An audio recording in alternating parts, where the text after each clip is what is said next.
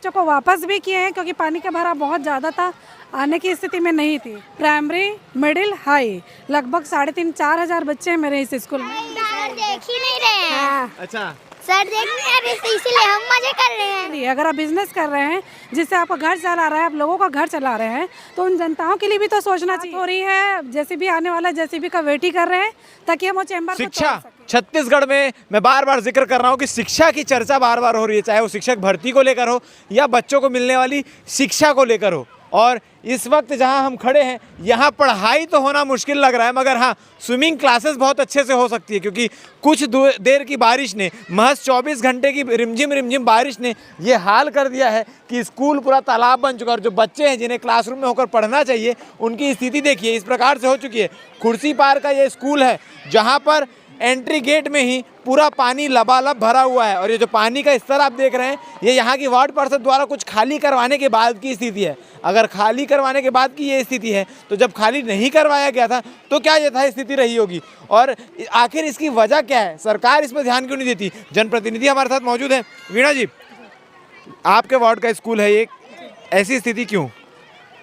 आपको तो बताना चाहूँगी संजय जी, विगत में अभी 3 साल मेरा कार्यकाल हो गया और 3 साल से मैंने लगातार इंडस्ट्री एरिया को नोटिस के माध्यम से या स्वयं जाके मिलने की कोशिश की, पर उनको कभी नहीं लगा कि मिलना चाहिए। क्योंकि सबसे बड़ा कारण है हमारे छावनी का सबसे बड़ी संख्या आत्मानंद और Hindi medium, English medium, primary, middle, high लगभग 3,500-4 हज़ार बच्चे हैं मेरे इस स्कूल में। और अभी तो पानी हम अभी सुबह से लगातार यहीं पे है, खाली कराते जा रहे हैं। जहाँ से भी कुछ दीवारें भी तोड़े हमने। ये साई लीला धर्म काटा है जो हमारा सबसे बड़ा धर्म काटा है। धर्म काटे से हमको कोई दिक्कत नहीं है, वो अपना काम कर रहे हैं, डीआईसी की है, कोई दिक्कत नहीं, पर सहयोग की भावना तो होना चाहिए पब्लिक के लिए। अगर आप बिजनेस कर रहे हैं जिससे आपका घर चला रहा है, आप लोगों का घर चला रहे हैं, तो उन जनताओं के लिए भी तो सोचना चाहिए। आज उनके एक चैम्बर के कारण पूरा नाली को जो ब्लॉक करके रखे हैं उसके कारण ब्लॉक हो चुका है, पूरा नाली ब्लॉक है। आप जाके देखिएगा, मैं आपको दिखाती हूँ अभी, साथ ही साथ चलिए आप। और इसके चक्कर में हम पानी कितना भी कोशिश कर रहे हैं, निकासी पानी निकल नहीं पा रहा है क्योंकि वहाँ पे जाके पूरा पानी हमारा ब्लॉक हो रहा है। इसकी जानकारी आयुक्त महोदय को या निगम में किसी और अधिकारियों को दी गई है? लगातार मेरी बात हो रही है, जेसीबी आने वाला, जेसीबी का वेट ही कर रहे हैं ताकि हम वो चैम्बर को तोड़ सके। और मैं चाहती हूँ कि सभी हमारे छावनी वार्डवासी जो भी इंडस्ट्री एरिया से रिलेटेड है इसमें सब आके मिलकर सहयोग क्यों रहे, क्योंकि बड़ी नालियाँ हैं यहाँ पे और बच्चे बहने की पूरी संभावना है, क्योंकि नर्सरी और क्लास 1 से लेकर 5 तक के बच्चे भी हैं। आप देख सकते हैं मेरे पीछे बहुत सारे बच्चे हैं। और सुबह हम कुछ बच्चों को वापस भी किए हैं क्योंकि पानी का भराव बहुत ज़्यादा था, आने की स्थिति में नहीं थी, तो किसी भी प्रकार का आपातकाल खतरा। जब भी भिलाई में बरसात होती है तो सबसे पहले जहाँ परेशानी आता है वो छावनी, कैंप, कुर्सी पार, ये सब इलाका होता है। तो आपके पूरे वार्ड की अगर मैं बात करूँ, क्योंकि आप सुबह से जैसे बताइए कि घूम रही हैं, तो क्या क्या परेशानी देखने को मिल रही है? नाली जाम, लोगों ने जो घर के ऊपर जो चैम्बर बना के रखा है, यह अवैध कब्जा जिन्होंने करके रखा है, मैं आप सभी से निवेदन करूंगी कि सहयोग के लिए और अपने संसाधन के लिए उस इन्हीं गलतियों के कारण जो चैम्बर बना है नालियों के ऊपर, उसके चक्कर में आज घरों में कम से कम 10-15 घर में पानी भरा हुआ है।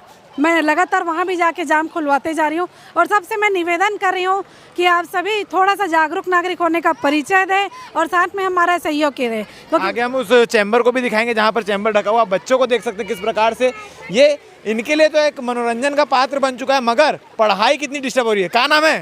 अंशु साहनी। कौन सा क्लास में हंसते हैं? 6वीं में। पढ़ाई नहीं करना है, पानी में खेलना था, करना है। तो मास्टर जी आए हैं स्कूल में?